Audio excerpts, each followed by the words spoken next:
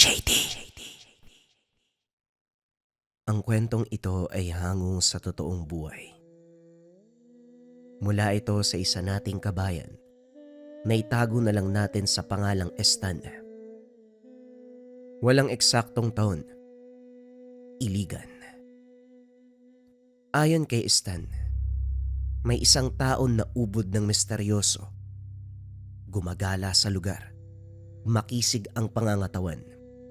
Nang mga panong ito 16 pa lamang sa Stan, maraming nababahala sa taong gumagala.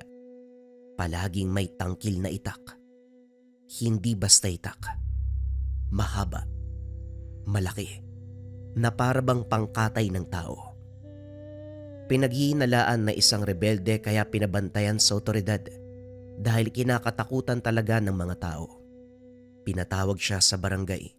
Pumunta naman ang binata sa lugar. Ang pangalan niya, si Mueblo. Wala naman akong ginagawang masama. Paano ako nakarating dito, sir? Kasalukuyang nasa barangay hall, kaharap ang sangkatutak ng mga residente. Yun na nga ang problema, iho eh. Saan ka ba talaga nakatira? Ayon kasi sa mga narinig ko, palakad-lakad ka lang tapos may dala ka pang... Teka, ano ba yan? Itak ba yan o bolo? Natatakot sila maski ako, natatakot din, sobrang laki. Wika ni Kapitan Agus. Naku naman oh, dyan ako sa may burol nakatira nag-uuling. May kaanak ko ako sa burol. Humingi ako ng pasensya kung natatakot sila sa akin. Kwan kasi sir, namatay yung asawa ko eh. Kaya ito nag-iisa na lang. Buntis pa yun. Umalis na ako doon sa amin kasi wala na yung asawa ko, nakakaya na eh. Kung gusto nyo, samahan nyo ako sa burol eh, para makita nyo yung mga kaanak ko eh. Hindi, bale na ayos na yan. Wala ka na mga atraso eh. Okay dyan, narinig nyo naman yung sinabi ha. Nga pala, ano bang pangalan mo dong? Mueblo ano? Ay, makinig kayong lahat. Hindi na kayo naiya, sinumbong nyo pa sa barangay. Linawin nyo muna kasi yung tao, hindi yung nagbibintang kayo kagad. Ang sarap nyong kutusan eh. Magsiuwi na nga kayo. Nga pala ha, huwag nyo akong kakalimutan sa susunod na eleksyon.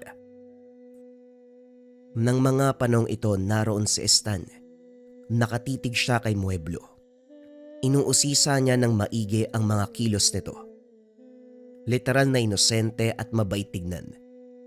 Pero hindi naging sapat dahil nais niyang tuklasin ang pagkatao. Ang naisip niyang paraan ay kaibiganin ito.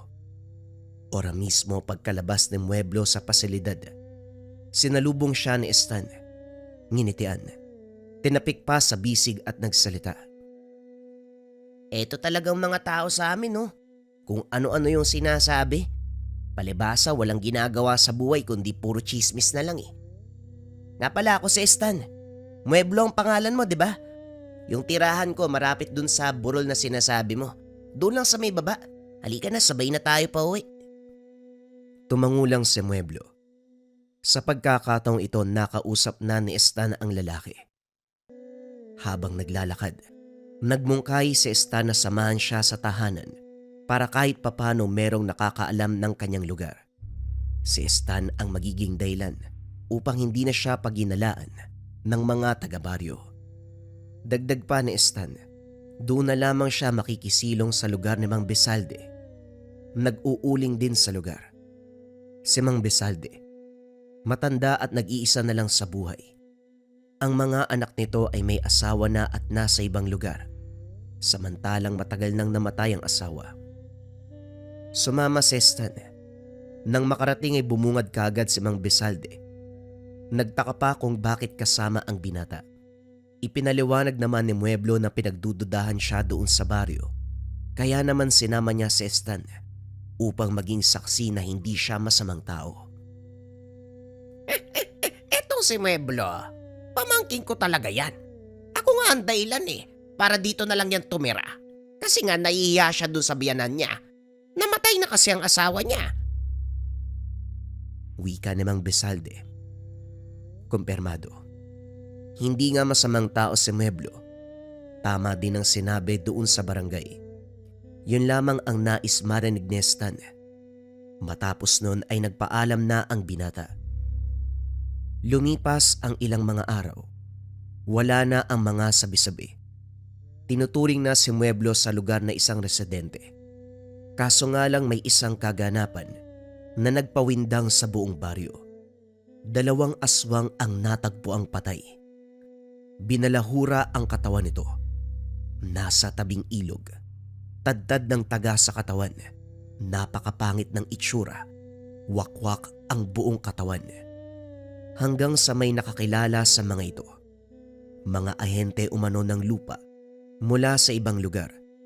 Nagdududa ang ilan na baka nagpapanggap lang ang mga ito. Malaking katanungan kung sino ang pumaslang at ang pinaka nakakapagtaka. Wala umanong mga puso ang aswang, biyak ang dibdib at bakante ang kinalalagyan ng puso.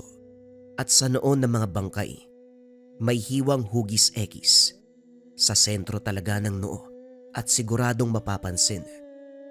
Ang kaganapang ito ay nakarating sa iba't ibang sityo. May isang tao pa doon na umamin na siya daw ang pumatay sa mga aswang. At dahil kilalang bantugan, madali lang daw sa kanyang patahin ang mga nilalang. Ang pangalan nito ay Jorio. Ayon kay Stan may kagaspangan ang pag-uugali. Pero naniniwala siya sa mga sinabi sapagkat may napatunayan na.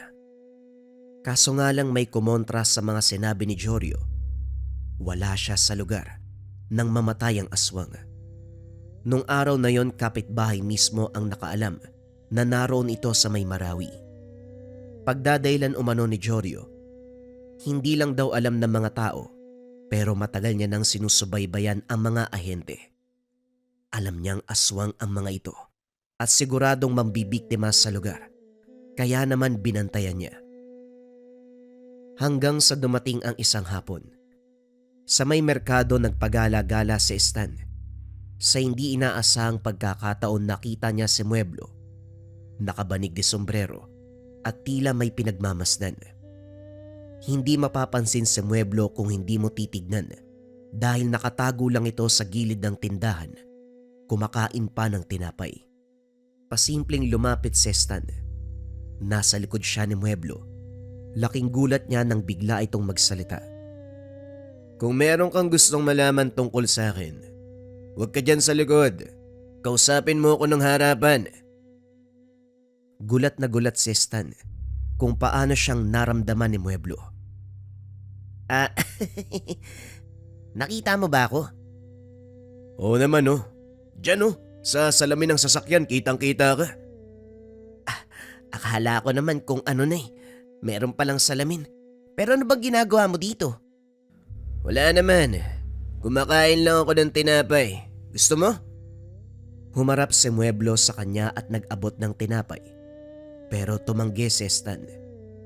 Ngumiti lang si Mueblo. Naglakad na patungo sa maraming tao. Hindi na nagpaalam sa kanya. Bagaman sobrang ikli ng oras ng pagkakakilala nila, nanibago si Stan. Naging suplado si Mueblo. Kaya naman sinundan niya ito. Sa pagkakataong yon ay naging maingat siya. Anumang anggulo na posible siyang makita, iniiwasan niya. Hanggang sa nakita niya itong tumayo sa isang kanto. Ang gilid nun, tindahan ng kaanak ni Stan. Tirik ang araw pero may lilim sa lugar. Nakatitig sa Mueblo sa isang banda. Seryoso ang muka.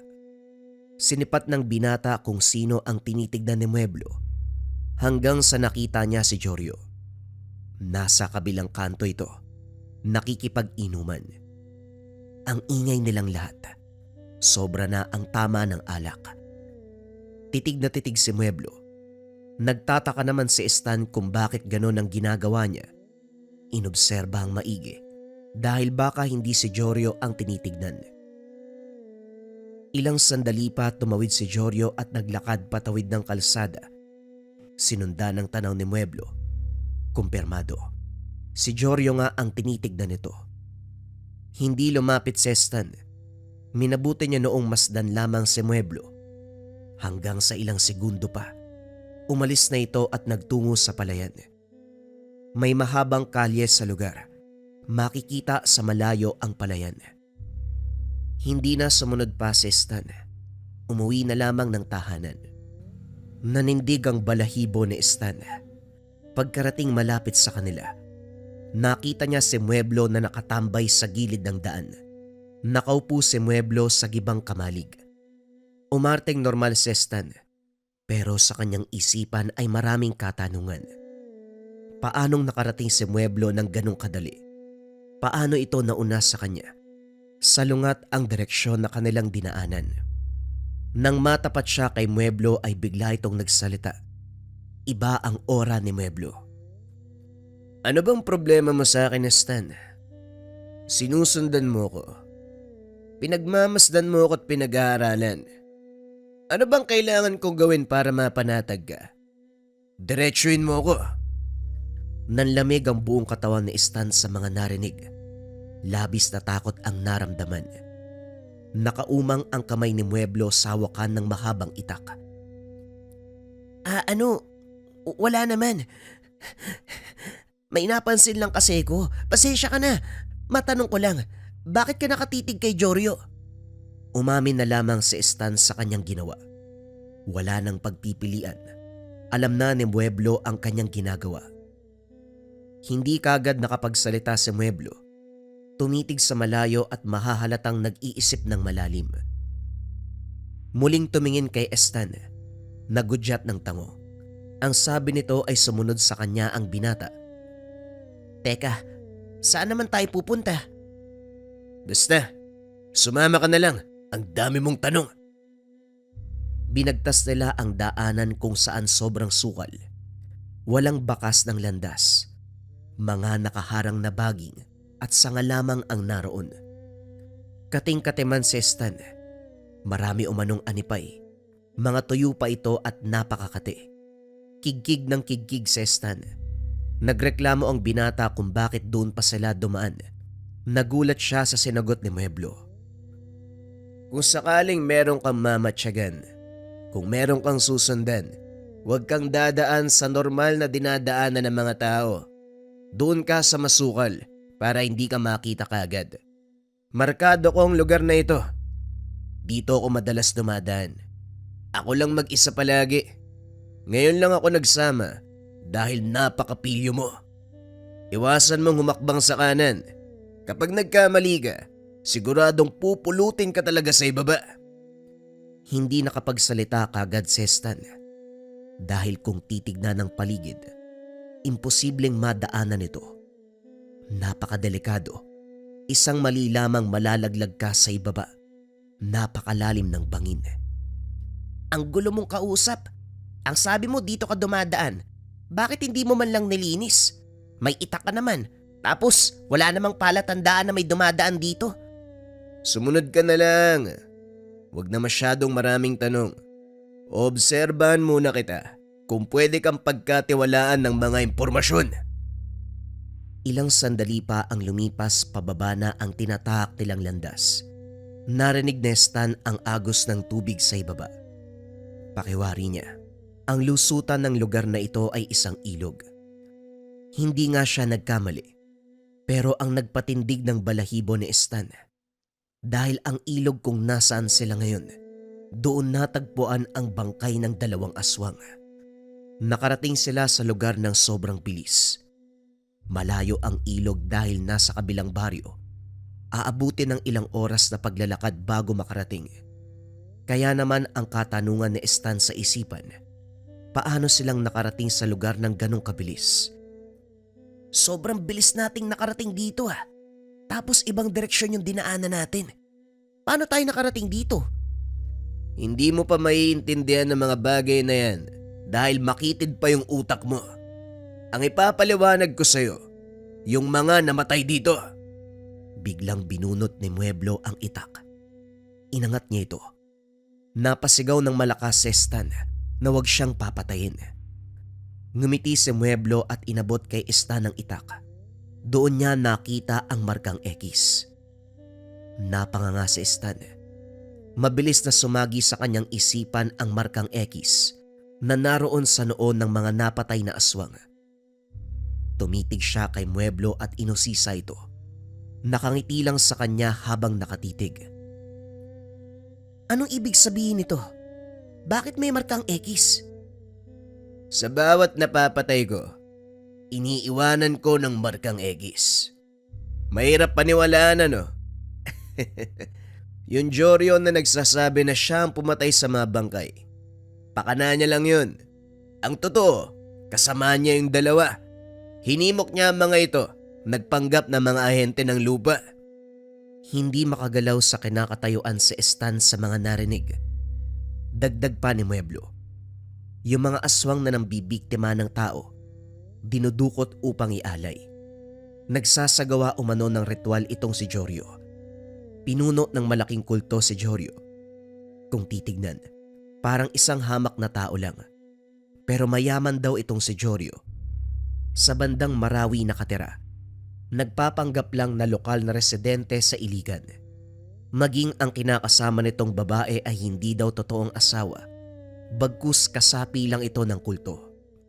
Ang pinakadahilan kung bakit naroon sa lugar si Mueblo ay para kay Joryo. Naghahanap siya ng pagkakataon para mapatay ito. Sapagkat sobrang ilap, matinik, dahil isang bantugan. Nanlaki ang mga mata ni Stan. Hindi niya alam kung maniniwala ba sa mga sinasabi ng kausap. Kitang-kita niya sa reaksyon ni Mueblo na nagsasabi ito ng totoo.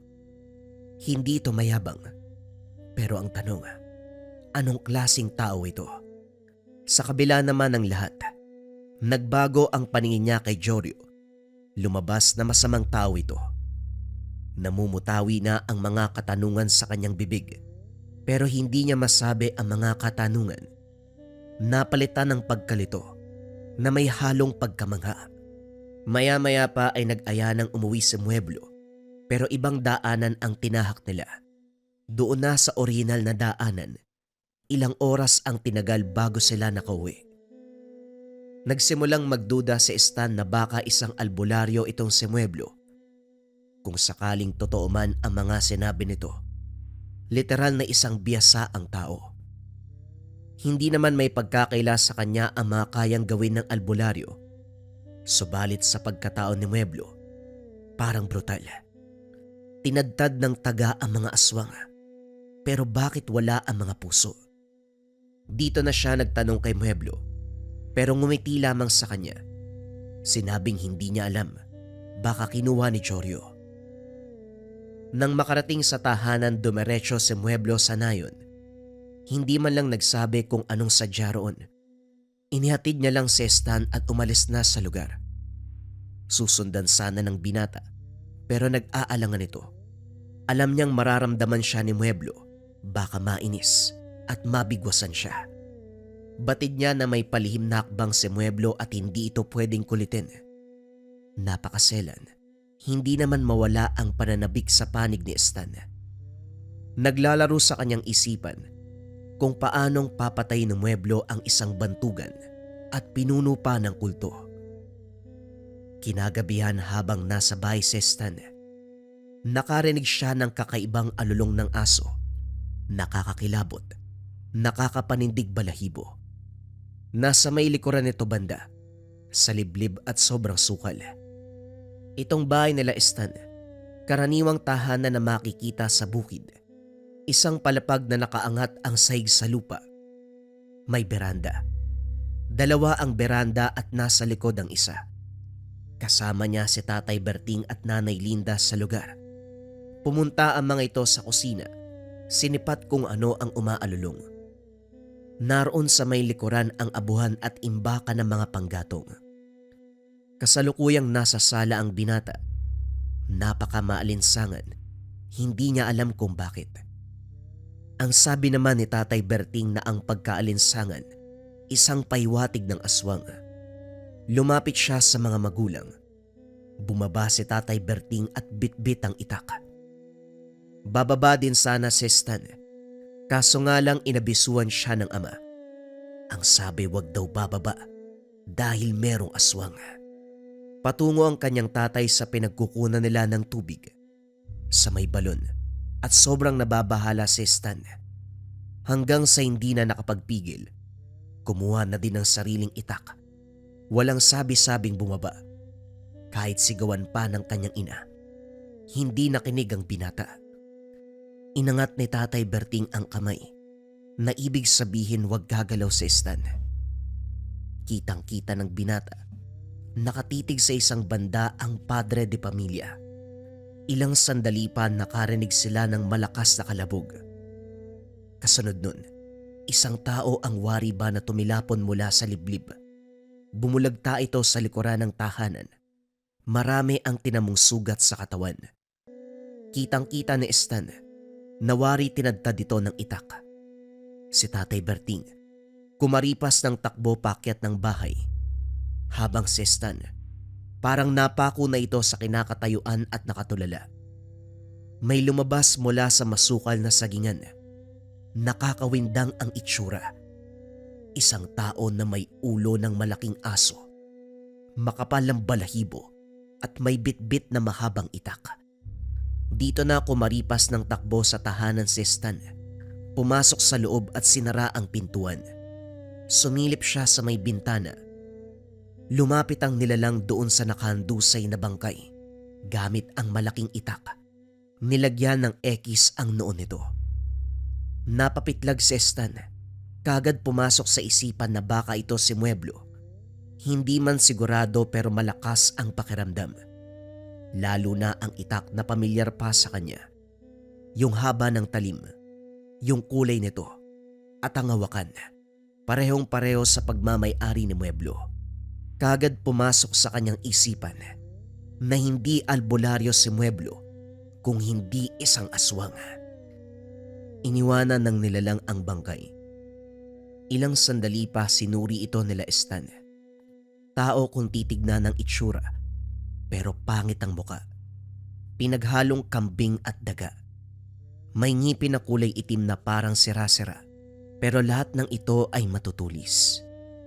Aswang ang pinaslang ni Mueblo, pero bakit naroon sa kanilang lugar?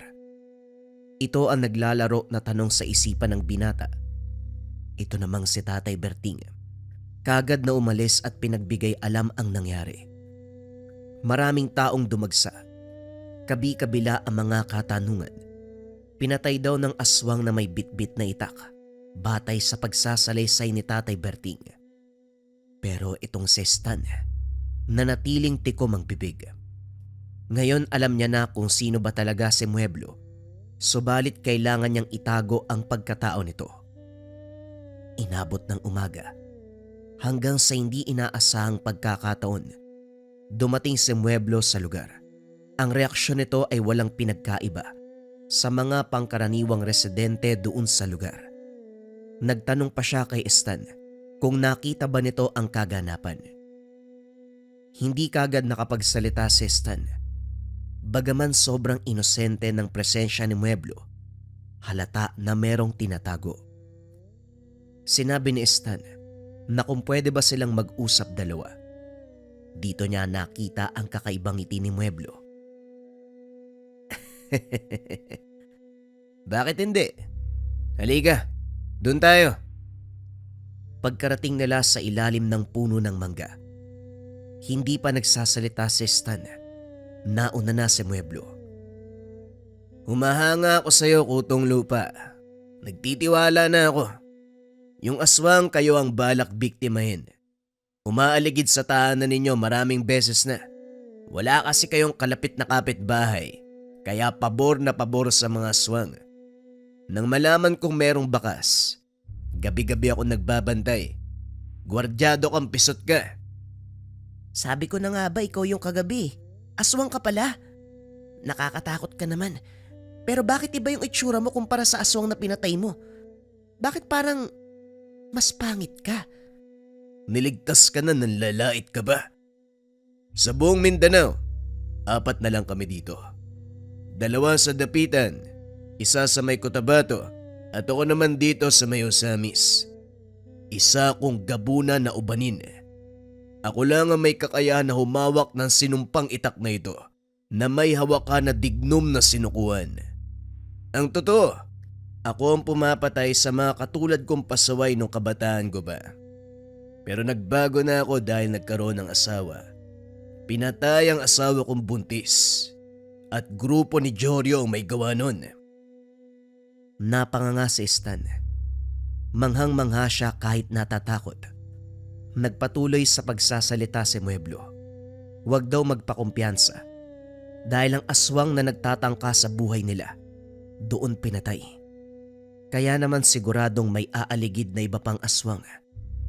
Inabisuan na lang ang pamilya na huwag lalabas ng bahay sa gabi dahil siya umano ang bahala. Mas maganda kung magiging maingat dahil mahati lang ang atensyon ni Mueblo. Matapos makapagsalita ay umalis na si Mueblo.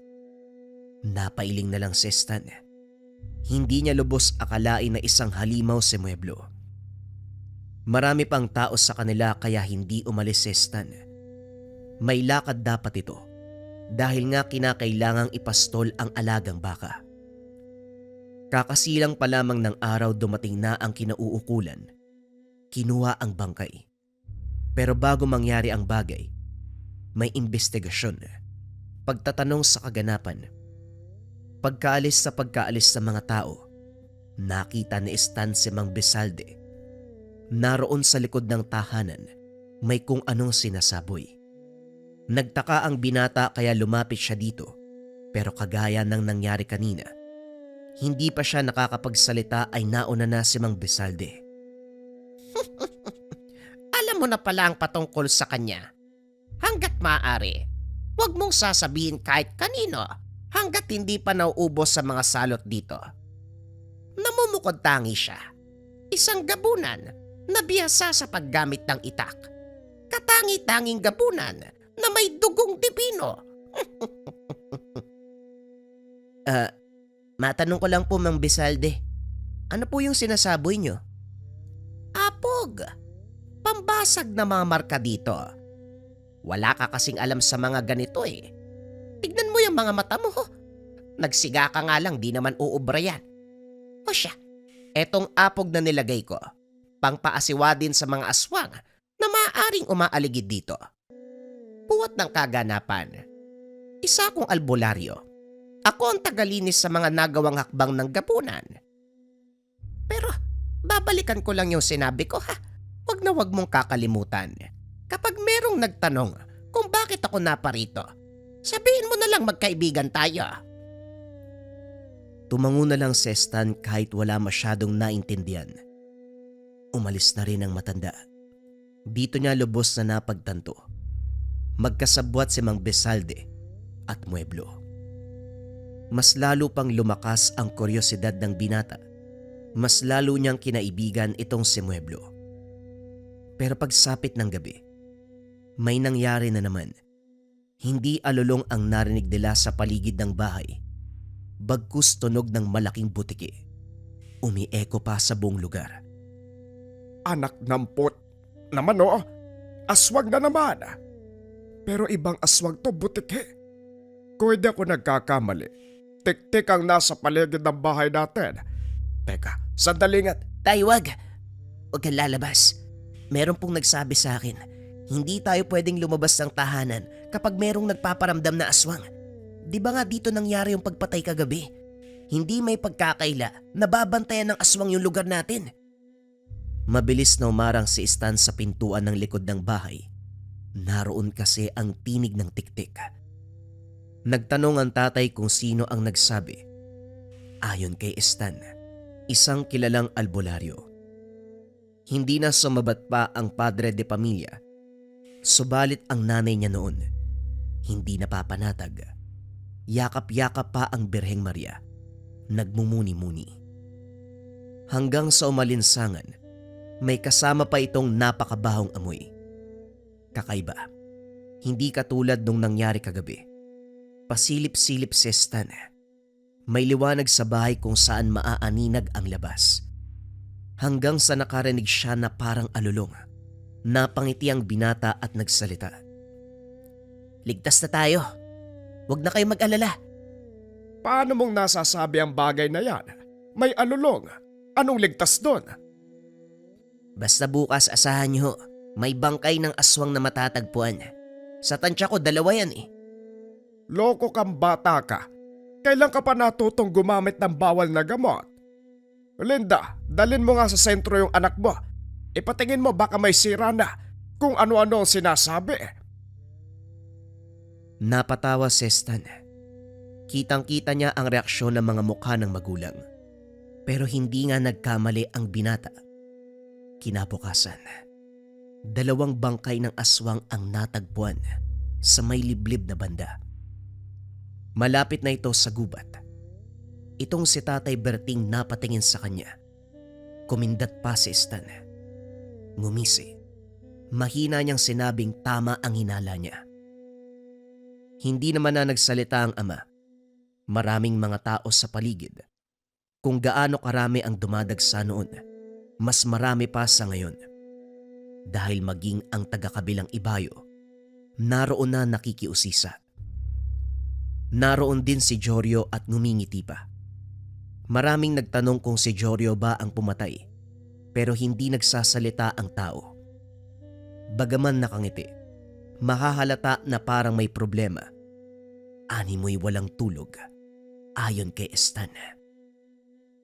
Pagsapit ng tanghali, pinuntahan ng binata ang bahay ni Mang Besalde.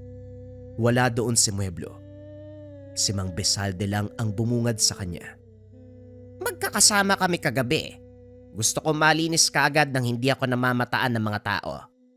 Baka may magduda eh. Si Mueblo umalis. Mamaya pa ang balik ton. Ano bang pinunta mo?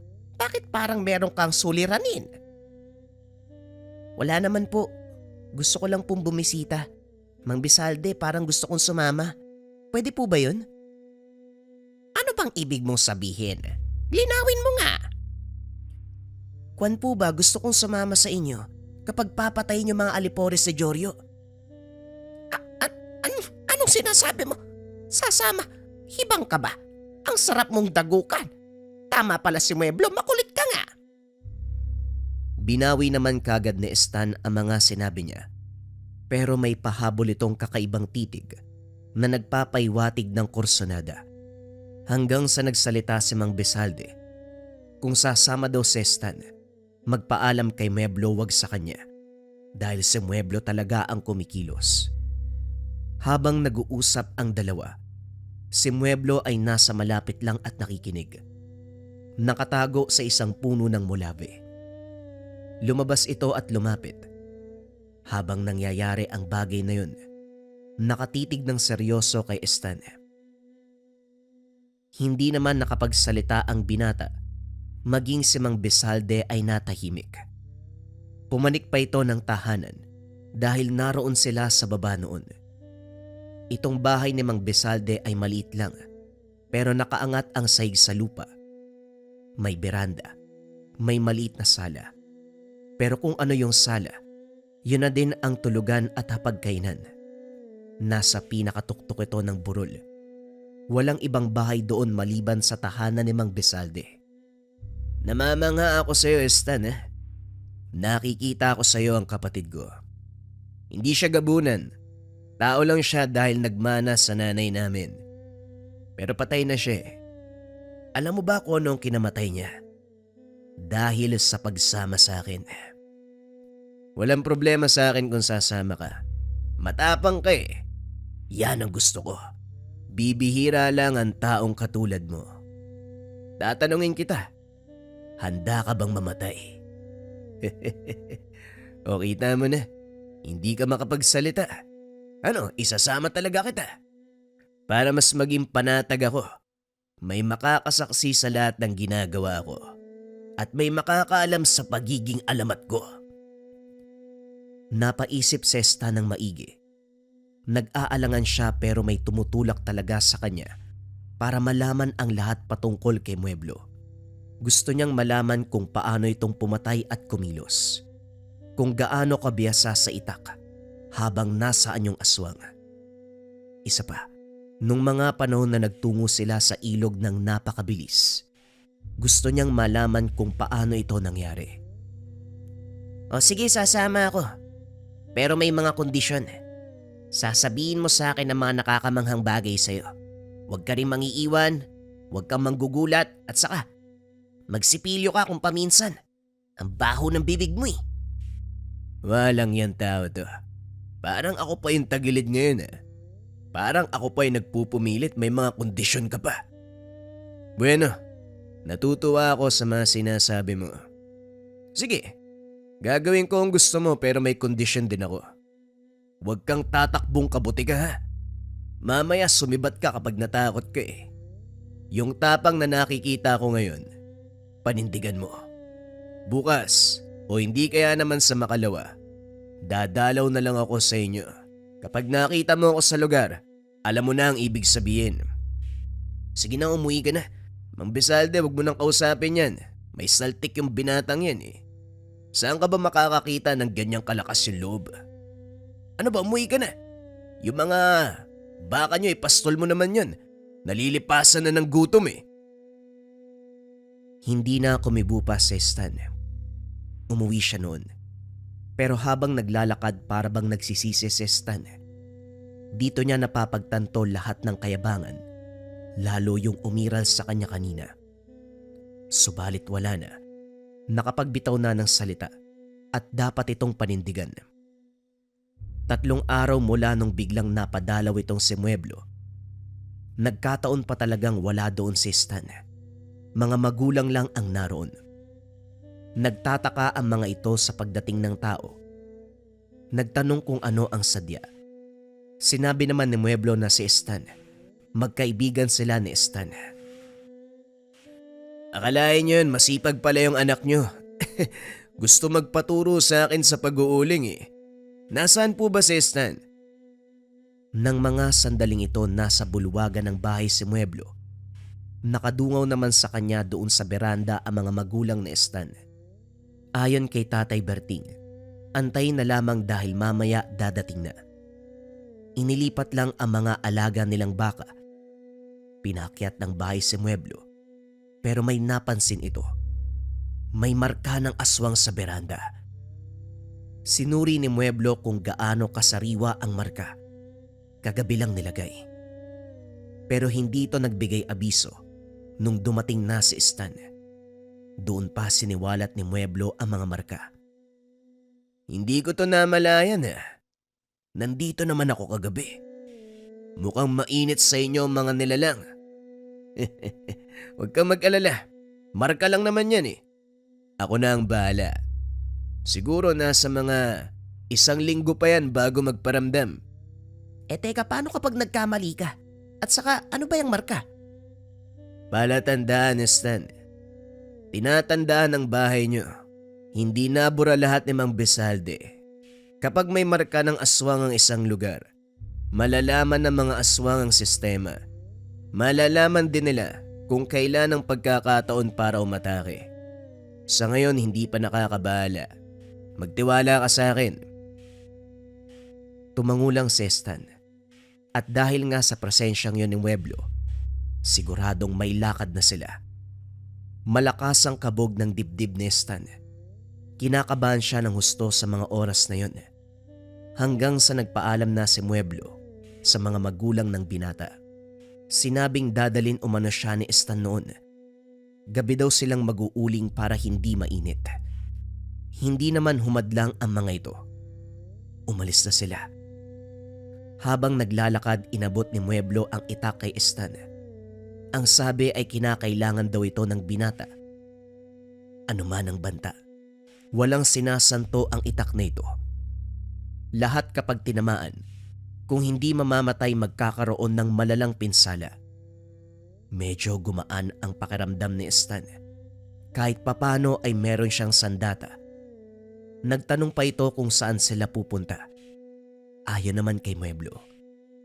Kung bibigyan tayo ng pagkakataon, itutumba natin si Jorio. Nagsasagawa ng ritual Tinamaan na nga ako ng mga talandro niya. Pero ang hindi niya alam, hindi ako tinatablan. Hindi niya alam na ang aswang na katulad ko ay isang purong dibino. Saan naman natin matatagpuan si Jorio? Hindi ko rin alam Magaling magtago.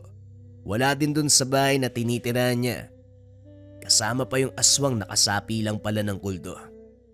Gagala tayo. Malalaman ko naman kung nasaan yan mamaya eh. Kung may mga aswang, naroon ang hayop na yon. Kaya maging alisto ka. Magbaon ka ng malaking tapang. Dahil kapag maliit yan, siguradong mamamatay ka kapag nagpakita sa'yo yung aswang. Ano ba? Umayos ka nga. Huwag ka masyadong magpakumpiyansa dyan sa itak. Ayusin mo yung hawak dyan. Hindi kasi nakahawak si Jorio sa tali na nakaugnay sa taluban. Nahuhubara na ang itak. Ang sabi pa ni Mueblo, maging tao kapag tinamaan nito, parang nakagat ng isang pulutong nabubuyog. Mainit ang pagtama ng itak. Makamandag pa ito dahil posibleng ikamatay kahit maliit na sugat lang. Hindi biro ang talim ng itak ni Mueblo, kaya ingat-ingat daw dahil baka maging sarili ay masugatan. Nagtungo sila sa merkado. Maraming tao kapag malapit ng gumabi. Nagtanong si Stan kung bakit doon. Dagdag pa nito, papatayin ba nila si Jorio sa maraming tao? Hindi. Kaya tayo naparito dahil inaalam ko pa kung nasa ng mga alipores si Jorio. Ano bang sabi ko sa'yo? Kung nasa ng mga aswang, naroon din siya. Sandamukal na aswang ang nasa panig niya dahil lalong nanganganib ang buhay niya sa akin. Bagaman may pinapakawalan siyang talandro na tumatama, hindi niya ako kilala sa personal. Hanggang sa mga naiwang bakas lang siya bumabatay. Mga bakas na hindi nabura ni Mang Besalde. Dito ka lang, tignan mo kung saan ako tutungo. Kung sino ang lalapitan ko. Aswang yan.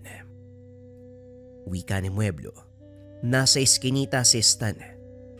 Sinusundan niya ng tingin si Mueblo. Tumawid ng kalsada. Malapit na ito sa tindahan ng kaanak ni Stan. Umupo si Mueblo sa isang mahabang upuan. May katabing 2 tao. Nanigarilyo si Mueblo. Sabay titig kay Stan. Itong sigarilyo, sinalon ng kamay ni Mueblo ang abo. Sabay tapik sa isang tao. Parang wala lang ang kaganapan. Tapik na hindi kapansin-pansin. Bumalik na ito sa pwesto ni Stan. Ang sabi namarka niya ang isang aswang. Yung 2 nakaupo. Mga aswang na nagkukunwaring mangangalakal. Aantayin lang nilang umalis at saka susundan. Nagtanong naman si Stan kung paano kapag biglang nawala ang mga ito. Meron silang marka sa akin. Kahit saan yan magpunta, siguradong malalaman ko. Yung agyo ng sigarilyo, marka yun? Oo, pero may kasamang orasyon. Mas mabisa ang abo kapag minarkahan. Mabisa din ito sa pagtanggal ng marka. Kung minsan, ito ang ginagamit ni Mang Besalde, pero umaasa talaga siya sa apog. Abo din naman kasi yun. Sipitin mo lang sa kilikili mo ang itak. Mahaba naman ang galamay mo eh. Baka kung ano pang masabi ng mga tao kapag nakita sa'yo yan. Sinunod ito ni Stan hanggang sa nakita niyang naglalakad na ang 2 tao. Kapwa ito na nasa hustong edad. Sumunod kagad ang 2. Kung saan tutungo si Mueblo, doon din dadaan si Stan. Huwag lilingat dahil maiiwan siya. Habang naglalakad, pahintu-hintu sila noon hanggang sa tuluyang umanong nakarating sa kalsadang bihira na lang ang mga tao. Ang unahan, masukal. Isang crossing ito at doon lumiko ang 2 lalaki. Malapit na si Jorio. May mga aswang sa paligid. Huwag kang magpapalata. Huwag mong tanggalan ng taluban ng itak. Dahil ang talubang yan, isang uri ng kahoy na malakas magtago ng karga. Hindi malalaman ng kung sinong biyasa na ang nilalaman niyan ay sinumpang itak. Sumunod ka sa akin. Kabisado ni Stan ang lugar. Iniisip niya noon na baka doon nakapuslit itong si Jorio sa isang nayon na kung saan may mga kaanak siya dito. Sumunod na lamang ang binata kay Mueblo. Muling nag-abiso ang gabunan. Huwag daw lilingon si Stan. Dapat sa kanya lang ito nakatingin kung ayaw maiwan.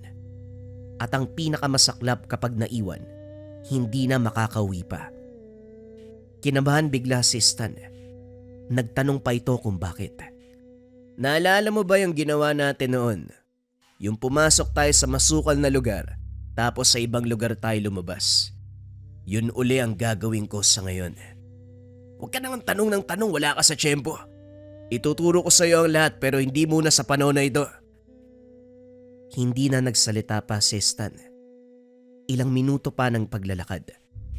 Gulat na gulat ang binata dahil nasa kabilang baryo na sila pagkalabas sa masukal na bahagi. Natatandaan niya ito. Natitiyak niyang sa kabilang baryo ngayon. Ang postura ng lugar ay parang rolling hills. Nasa itaas sila banda. Kitang-kita ni Stan ang mga kabayan sa ibaba. Salungat ito sa tinahak nilang landas. Patungo kasi silang kanluran. Pero ngayon nasa timog sila lumabas. Napakamot siya sa ulo. Magtatanong sana siya. Kaso nga lang. Sa kaliwa, merong aswang. Naramdaman ka. Walang ya, nakalimutan ko lagyan ka ng sabulag. Naku naman, parang matutulad ka ata sa kapatid ko. Diyos ko naman, may gagawin ka pa pala. Bakit mo ko dinala kaagad dito? Kasalanan ba ang makalimot? Basta maging alisto ka. Dahil paparating na ang aswang. Ibigay mo muna sa akin ang itak. Kagad inabot ni Stan ang itak sa kasama. Maniwala kayo o hindi. Bigla na lang nagubad ng damit itong si Mueblo. Mabilis na pumangit ang itsura. Parang may pagkademonyo. Inunat ang katawan. Ito ang postura ng gabunan na nakita niya noon. Dilaw ang mata na may nagbabagang pula sa gitna. Kakaibang hangos ang naririnig niya dito. May alinsangan din na para bang biglang naging kulob ang lugar. Itong paligid, lampas taong talahib na may mga matatayog na kahoy. Binunot ni Mueblo ang itak. Kasunod nito, bumuelo ng pagtaga. Dumapa ka! Wika ni Mueblo sabay hataw ng itak. Sobrang bilis ng kaganapan. Kasunod nito ang kalabog na animoy may bumagsak sa lupa. Pagsipat ni Stan, may nakita siyang tao na nakataob. Mamasa-masa ang kanyang likuran. Natapunan siya ng dugo pagkatama ng itak. Magbilang ka. Isa na ang bumagsak. 6 ang nandito. Ito ang dahilan kung bakit ako pumayag na sumama ka. Dahil huling hakbang ko na ito at kailangan ko ng pain. Ikaw ang ipapain ko, kaya hindi kita nilagyan ng sabulag. Galit na galit si Stan sa mga narinig. Pero hindi na nagsalita pa si Mueblo. Maliban na lamang sa malaking bibig na nakangiti. Hanggang sa tinaga ni Mueblo ang dibdib ng aswang. Dinukot ang puso at saka sinubo sa bibig. Ganun na lamang ang panglalaki ng mga mata ni Stan. Si Mueblo pala ang kumukuha sa puso ng napapatay nito. Kinakain niya. Nasuka si Stan. Gusto mo bang tikman? Ito ang nagpapahaba ng buhay ko. Pwedeng puso ng tao, pero mas maganda ang sa aswang. Dahil hahaba ang buhay ko. Huwag kang mag-alala. Hindi pa naman ako nakakakain ng puso ng tao. Iniiwasan ko yon. Tikman mo. Tikman mo ang puso ng aswang. Masarap yan. Magiging malakas ka. Kung kutusan ko kaya yung mukha mo? Walang yang to. Ako pa yung pinain mo. Ganyan ba yung ginawa mo sa kapatid mo? Hindi. Sadyang hindi ko lang siya naprotektahan. Albularyo ang kapatid ko. Pinag-aral ng karunungan para magabayan ako. Hindi magiging madali sa akin kung wala akong kasanggang isang albularyo. Malamang, matagal na sana akong patay. Kaya nga nariyan si Mang Besalde, di ba? Siya ngayon ang tumutulong sa akin. Halika na dahil paparating pa ang dalawa. Maging alisto ka dahil ikaw ang sadya. Hindi ako mahihirapan ito. Dahil lalapit sila ng kusa. Nataranta si Stan. Hindi magkawari ang binata. Parang gusto niya noong tumakbo. Hanggang sa naglakad ng kalmado si Mueblo, bigla nitong tinaga ang mga damo. Maniwala kayo o hindi, may umungol. Kasabay noon ang paglitaw ng isang aswang. Nakatayo lang ang aswang nang hindi niya nakita. Nasilayan niya lang yun ng taga-ina ni Mueblo. Hindi pa ito natapos. May aswang na biglang tumungtong sa sanga ng isang puno. Sabay lundag patungo kay Stan. Pero bago pa man makarating sa kanya, humiwalay na ang ulo sa katawan. Ito na yung ikatlong hayop. Mag-abiso ka naman kung saan manggagaling. Sa akin pa talaga patungo. Mali mo, hindi ko mailagan. Ano bang sinabi ko sa'yo? Ikaw ang pain, hindi ba? Malamang sa'yo tutungo. Pero wag kang mag-alala. Ni katiting na haplos hindi mangyayari sa'yo. Matatamaan ka lang nila pero wala nang buhay ang mga yan. Maging alisto ka. Bumangon ka dyan na makapagpahinga na ako. Nakakapagod ang ginagawa ko. Dalian mo! Sandali lang sa kapupot. Walang niya iniwan ako. Huy! Sumuot si Mueblo sa damuhan at naglaho. Mabilis na sumunod si Stan. Napamura ang binata.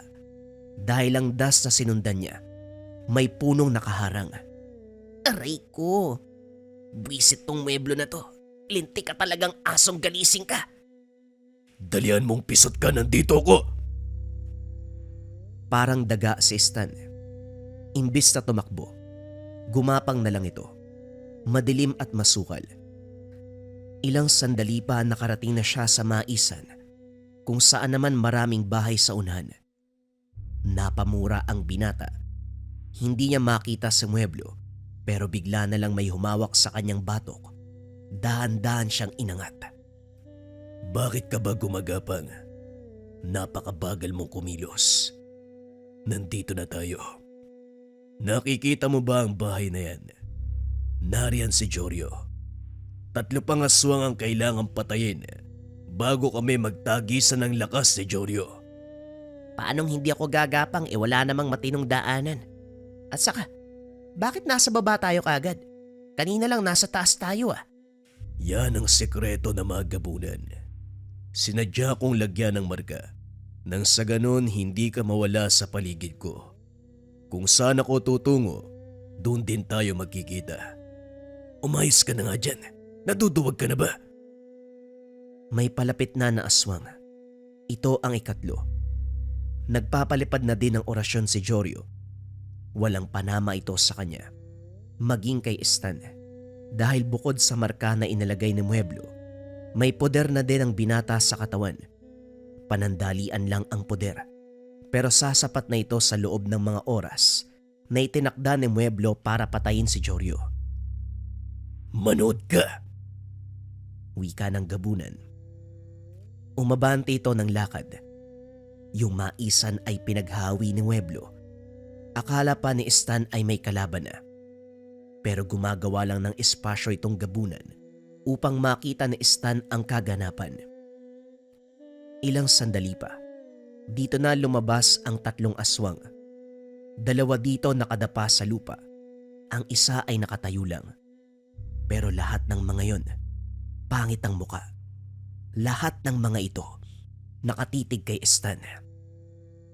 Mabaging langit, gabayan niyo po sana ako. Huwag niyo po sanang hayaan na masaktan ako dito. Bakit ba kasi sa akin nakatitig yung mga yan eh? Naku naman oh. Matapos magsalita, sa hindi inaasahang pagkakataon, sumugod bigla si Mueblo. Hindi man lang nakaporma ang mga aswang. Mabilis ang kilos si Mueblo. Pinagtataga niya ang mga kalaban. Kitang-kita ni Stan kung paanong gumamit ng itak si Mueblo na para bang mandirigma ng unang panahon. Matinik at talagang napakabiyasa.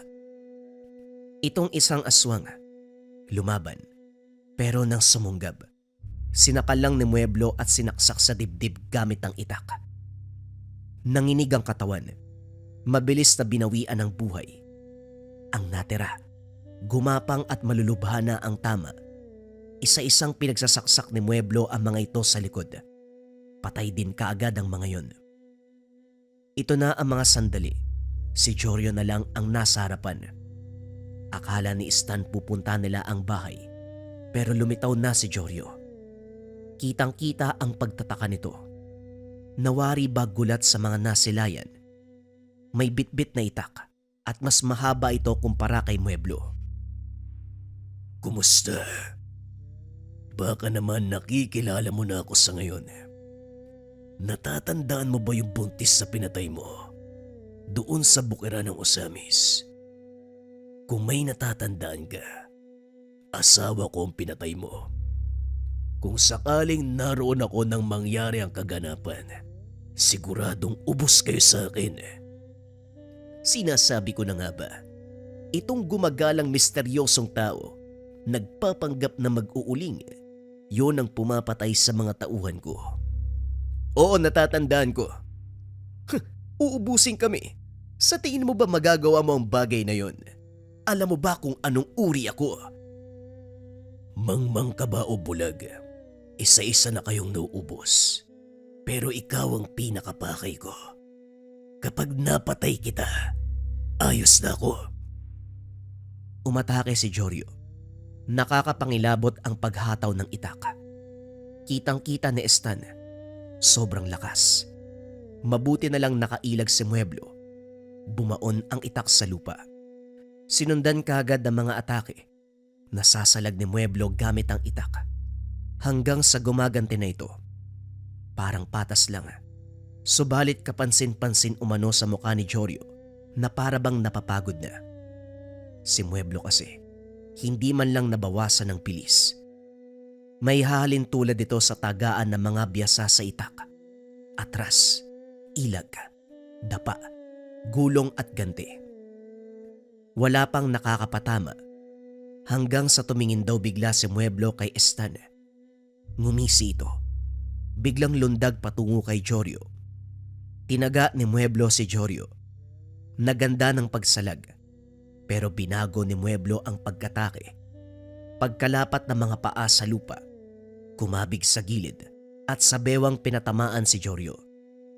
Natulala na lamang ito ng tamaan ng itak. Biglang lumuhod si Jorio. Nakatukod ang sandata sa lupa. Lumapit si Mueblo. Pinugutan ng ulo ang pinuno ng kulto. Napapikit na lang si Stan. Gumulong ang ulo nito sa lupa. Halika na. Umuwi na tayo. Wika ni Mueblo.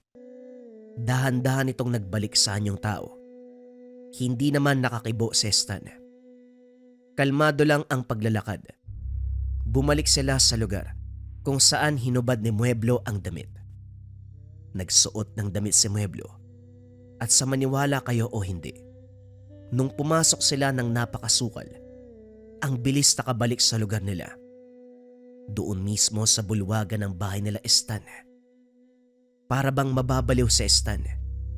Ang masaklap. Diretso pa ang lakad ni Mueblo ni hindi man lang kumikibo. Iniwan na lang doon si Stan. Nakatulala. Hindi malaman ang gagawin. Nang makabalik sa ulirat, nagtungo si Stan sa may balon at naligo. Basang-basa siya ng dugo. Nakita ng mga magulang at sabi pa ni Tatay Berting, akala bukas pa ang uwi nito. Ayon man kay Stan, maagang natapos ang pag-uuling. Kinabukasan umugong ang balita. Maraming patay na natagpuan sa kabilang baryo. Isa dito ay si Jorio, habang karamihan ay aswang. Ayon sa kumalat na tsismis, baka tinugis ni Jorio ang mga aswang at dahil nga sa dami nito, hindi kinaya ni Jorio kaya namatay. Natatawa na lamang si Stan. Walang kaalam-alam ang mga tao na iisang grupo lang ang mga labi. Walang nakakaalam na ang pumaslang sa mga ito ay si Mueblo. Mangmang ang mga residente. Ang dating inakala nilang masamang tao, ito pala ang tagapagligtas ng lugar. Pinunta ni Stan ang bahay ni Mang Besalde. Matanda na lamang ang naabutan niya doon. Ayon dito, umuwi na daw si Mueblo. Tapos na ang trabaho sa lugar. Nagpapasalamat ang gabunan sa binata. Pasensya na umano at ginawa pa siyang pamain. At bilang kapalit sa ginawa kay Stan, may regalo si Mueblo. Pumasok sa loob ng bahay ang matanda. Pagkalabas ay bitbit nito ang itak. Ito, pinapabigay niya sa'yo. Hindi niya na daw gagamitin. Sa ngayon hindi ko alam kung saan siya nagpunta. Hindi ako naniniwala na umuwi. Wala na siyang uuwian. Malamang nagtungo lang yon sa kauri niyang gabunan. Ingatan mo ito, Stan. Pumunta ka rin dito para maturuan kita ng karunungan. Para naman magamit mo ang itak sa tamang paraan. Kinakailangan niya ng mga orasyon. Hindi man lang siya sumaglit sa amin. Loko talaga yung animal na yun. Kagabi iniwan ako. Hindi niya naman sinunod yung mga kondisyon ko. Pero maraming salamat, Mang Besalde ha. Ingatan ko to syempre. Tinuruan nga si Stan ni Mang Besalde ng karunungan. Hanggang sa naging biyasa ito. Nagpakita sa kanya si Mueblo. Minsan doon pa natutulog sa bahay nila. Hanggang sa nagkaroon ng pamilya si Stan. Ito namang si Mueblo. Nalaman niyang may bago ng pamilya. Hanggang ngayon, tandang-tanda na Stan ng lahat. Lalo na kapag hawak niya ang itak. Naaalala ang mga karanasan nila ng kaibigang si Mueblo. Ang isang gabunan na biyasa sa paggamit ng itak. Isa ka rin ba sa mga kagaya ng kabayan natin o mga kabayan natin na may karanasan sa kulam? Kulam, barang, tigalpo, palipad hangin, o anumang masamang uri ng sumpa. Kung naranasan mo na yung mga bagay na yun, kabayan, o nangangailangan ka ng pandepensa sa kulam, barang, tigalpo, palipad hangin, pwede mong subukan tong habak de bala from Lika Merchandise. Sobrang nagte-trending to ngayon mga kabayan. Marami yatang nakakaranas ng masamang uri ng sumpa. Kung nangangailangan ka kabayan ng mataas na uri ng pangdepensa sa spiritual, subukan mo tong habak de bala from Lika Merchandise. Kung interesado ka, i-visit lang ang shop ng Lika Merchandise.